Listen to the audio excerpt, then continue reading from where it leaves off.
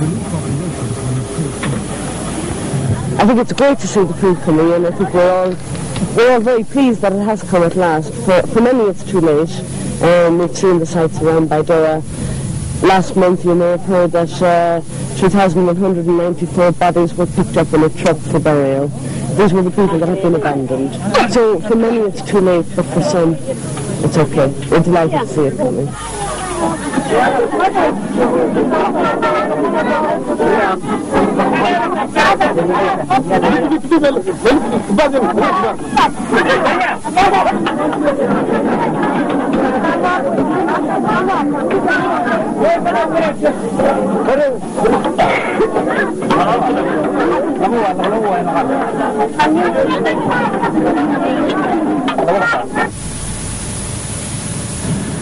But there was little security beyond Mogadishu. Aid workers found it increasingly difficult to operate. Well, there were enough blankets to distribute to everybody that was there yesterday. We had more people in there today. Some people got in without armbands. What can you do? Put a barbed wire fence around it seems to be what we need. I mean, so then those gunshots went off. I mean, I don't know how many people in there have guns, but we had 20 security for this camp, and it's obviously not enough. Relief agencies called for a stronger UN military presence, but UN officials dithered. But I think looking around at what we are faced with, we need something to neutralize it. At the moment you are at the mercy of the larger gun. You bring the food, it can be looted. If a group comes in with bigger guns, then you have to protect it. If the presence of the UN can offer protection for this food, that you can get it to those who are really starving, I think then it would add something. But what I'm saying is that one needs to consider this in a broader light and much more depth. I've not done that. You must talk your way out of the present groups who are occupying the port. In the absence of a centralized authority which can impose its will on them. You have this problem of one side of the two authorities very willing for the UN to come in and play some specific roles, but the other side is not ready yet. It's still under negotiation. The head of UNISOM, Ambassador Mohamed Sanoun, publicly criticized UN policy and was forced to resign. The result was inevitable. A US transport plane was fired on. The aid stopped. General Xildiidtv refused to accept more UN troops, claiming that they would constitute a new form of colonialism. His control over his militia was questioned. You control a force when you are paying them salaries, when you are paying them rations, when you can confine them to barracks. The force of Xildiidtv are not controlled by him because he had nothing to offer them. They have their own guns, they buy their ammunition, they do things on a clan basis. He can't give them instructions. He needs them, they don't need him. Xildiidt's bluff was called by President Bush, who unilaterally decided to send in 28,000 Marines. Their role was non-confrontational. The clan militias were left alone. All the arms that was given to Somalia by the Russians. In fact, the arms today can last the Somalis for another 5 years. One thing that Somalia could export today are arms.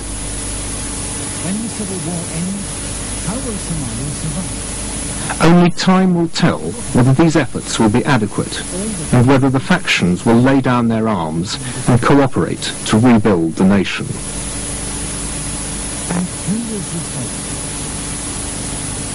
You can't avoid blaming the Somali people in a way for what has happened. But they could have foreseen that their social structure might, and their belief in war as a way of solving dispute, of just picking up a gun before you finish talking, might lead to such a catastrophe.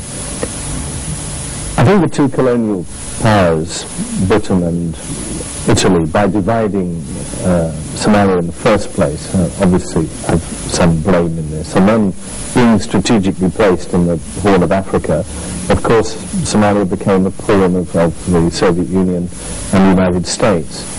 and both of them armed the government of Somalia at one stage or another. The United Nations role in Somalia has been absolutely disgraceful.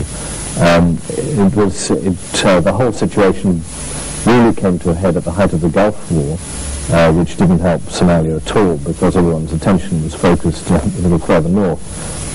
But it also happened at a time when Perez de Cuellar was ending his Secretary Generalship, and it wasn't until Boutros Ghali took over that anyone paid the slightest attention to Somalia. It'll be a long, hard road to reconciliation and the end of Somalia's nightmare.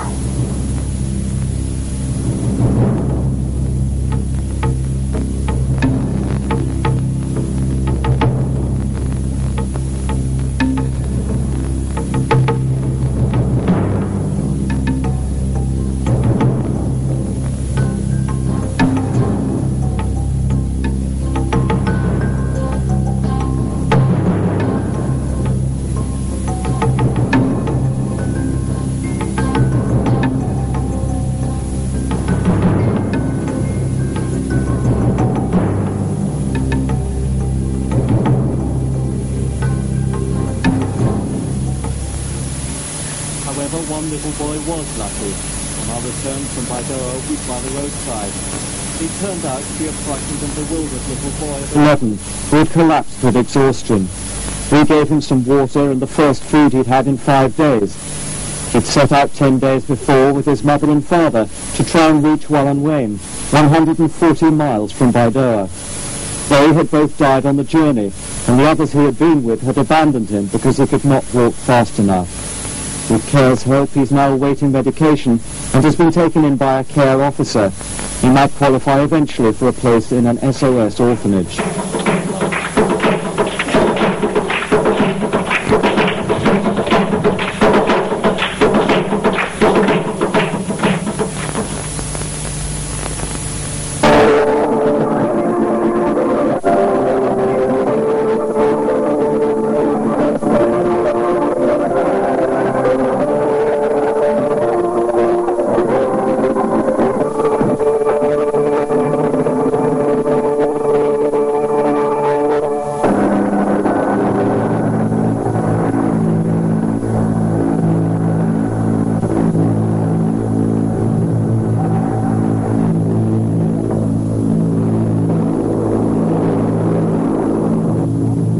Started as a mercy mission, but it turned into a war.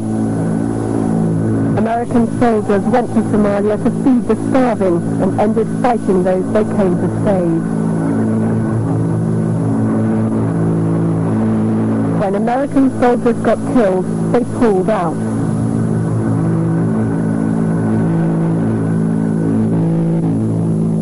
Tonight we speak with the men who sent them in, who fear the withdrawal sends damaging signals.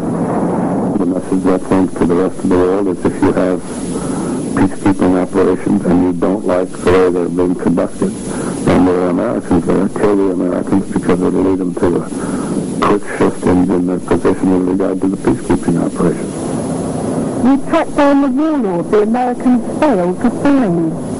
The condemnation should be directed to those who planned to undertake this unprovoked war.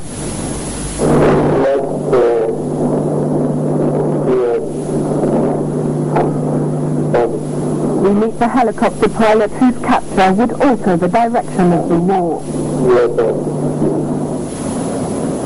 I just laid the weapon across my chest and I just put my hands on it. I guess I was pretty sure that they were going to kill me at that point.